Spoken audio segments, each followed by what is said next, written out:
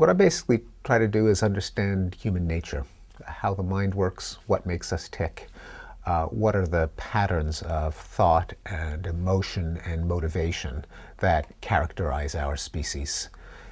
I focus on language, partly because you can't make a living out of studying human nature. It's just too big a topic. You've got to pick something tractable to study. For me, has been language, and indeed for much of my career, one little corner of language, namely regular and irregular verbs. And I have my reasons for focusing on that particular corner. I think it does shed light on larger questions about what makes the mind work.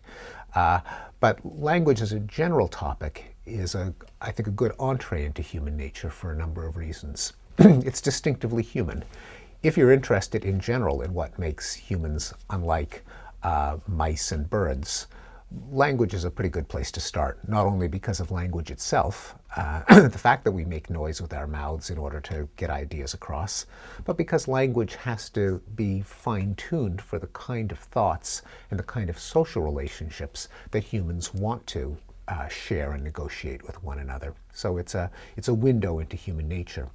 It's also figured in debates on human nature, perhaps most famously with Chomsky in the late 50s, using language as a way to rehabilitate the idea of innate mental structure, something that was virtually taboo in the 1950s.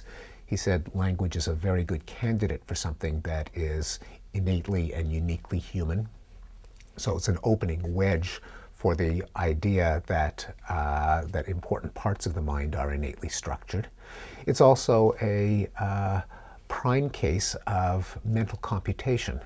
It's very hard to make sense of language, of our ability to string words into new combinations, sentences that other people have never heard before but can very quickly understand for the first time, without appealing to the idea that we have a mental algorithm, a set of rules or a recipe or a formula that picks words out of a memory store and strings them together in combinations where the order as well as the choice of words is meaningful.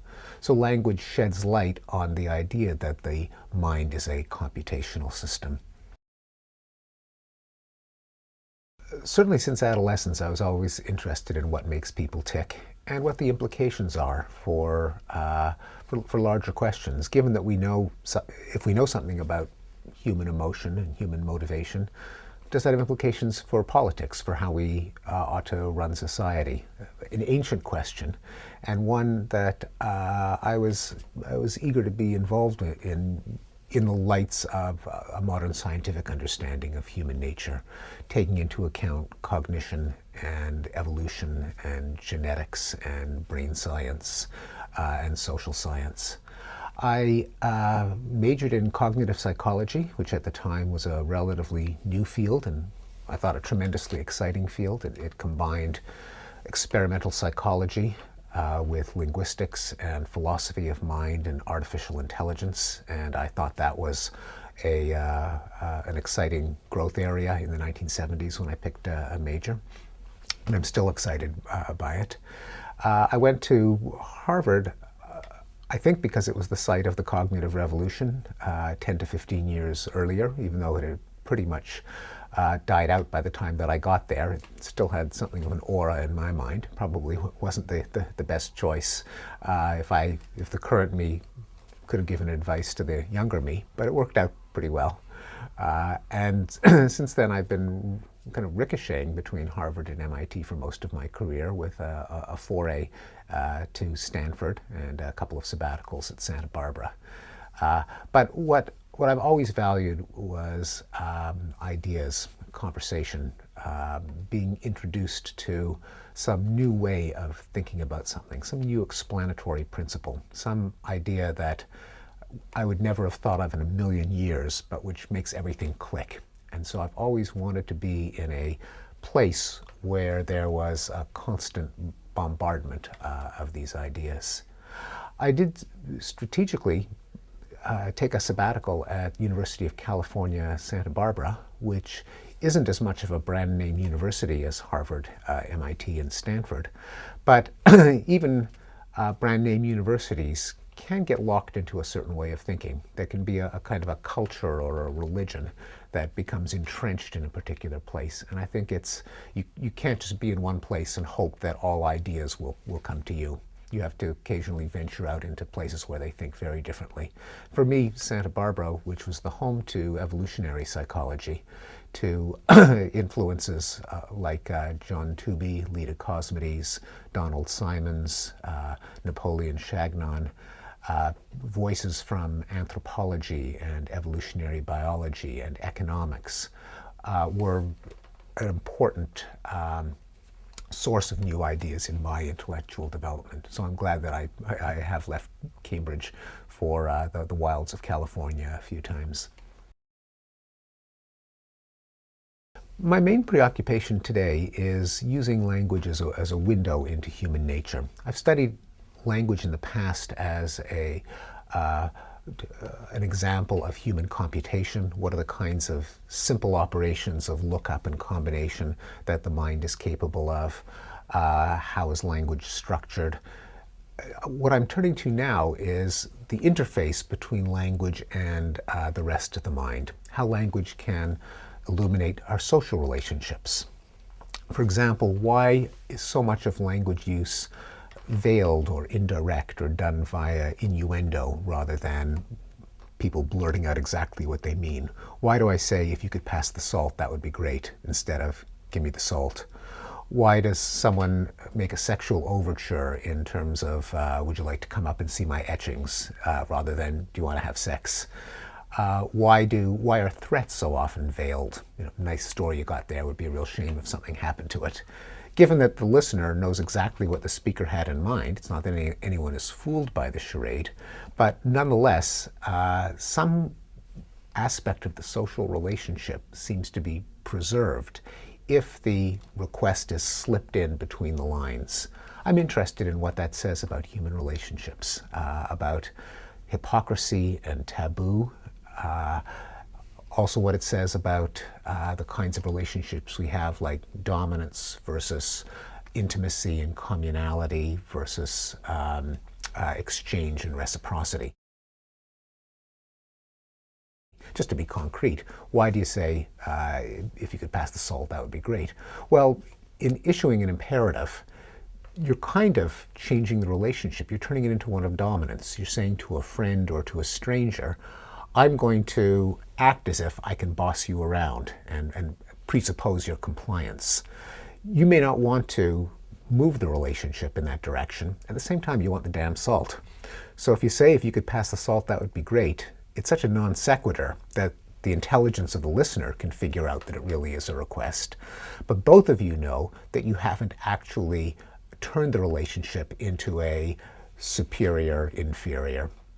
I think that's the key to understanding all of these, that the sexual overture, the veiled threat, the veiled bribe, and so on, are ways of preserving one of several kinds of relationships at the same time as we transact the business of life, such as requests, such as sexual overtures that might be inconsistent with the relationship that we have with the person. So it's, in a way, using language as a way of doing social psychology.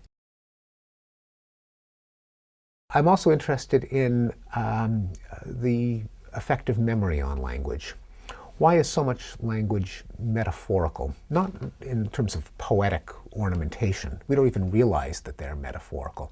If we said, say something like, he moved the meeting from 3 to 4, we're using the metaphor of time as a line, that is a spatial dimension, of a meeting as a thing, and of rescheduling as causing motion. If we say, I had to force myself to be polite, we're, without realizing it, using a metaphor of our natural inclination as inertia, a change in inclination as the application of force, and indeed as conflicting tendencies as different objects or people inside our skull being shoved around. It's almost hard to find an example of language that's not metaphorical. So what does it say about the human mind? Does it say that we actually can never think abstractly, that deep down we always have little cartoons in our head of little pucks being slid around on the ice, or people shoving each other inside the skull? Or does it mean that we really do think abstractly, but that deep in the mists of history, when the first coiner of expressions like force so-and-so to be nice or move a meeting came about, they needed some kind of verbiage, and so they cooked up a metaphor on the spot. Better than saying glorg, if you can say force, because at least some people might have some chance of knowing what you're talking about. But ever since, we've been repeating the metaphor dumbly, and we really do think abstractly. That's an interesting question about what makes us tick, inspired by language, and I'd like to get some insight into it. There are a number of very big problems, ones that are too big to attack directly, but which we might be able to chip away at by answering a lot of smaller questions that flow from it. One of them is, how did humans evolve? Why did one species of primate, a kind of chimpanzee-like ancestor, be selected to walk upright, lose its fur, expand its brain, develop language, become a tool maker, cooperate in large groups, and so on? Why did that happen? Another one is, how is the brain organized to make learning and motivation and emotion possible? What are the molecular events and physiological events in the growing brain of a fetus that shape it into a human brain as opposed to the brain of some other organism? And what makes a normal human brain as opposed to a schizophrenic or a psychopath or an autistic child? Another one is, what is the basis of consciousness? Is there what's different in the brain when you deliberately plod your way through something, thinking about every motion or every word, and when it just comes automatically so that you don't even think about it? And can we even understand why consciousness in the sense of subjective experience exists at all?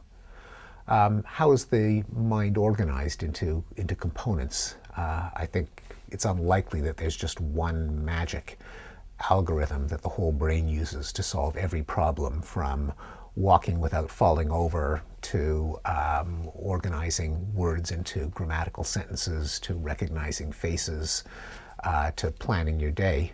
How many of those systems are there, and how do they talk to each other, and how are they laid out in the brain? Are they discrete slabs of real estate, kind of like the flank steak and rump roast in the supermarket cow display with the dotted lines? It's kind of unlikely.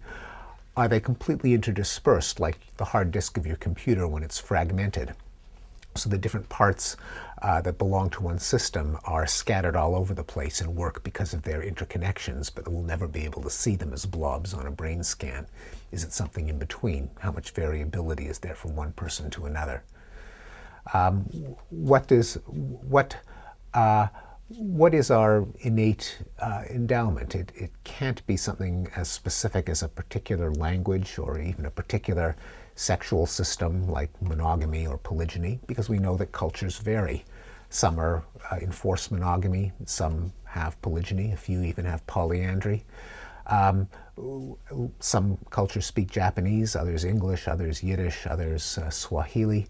So none of that can be wired in. On the other hand, there are patterns across cultures. It's not that every logical possibility can be found.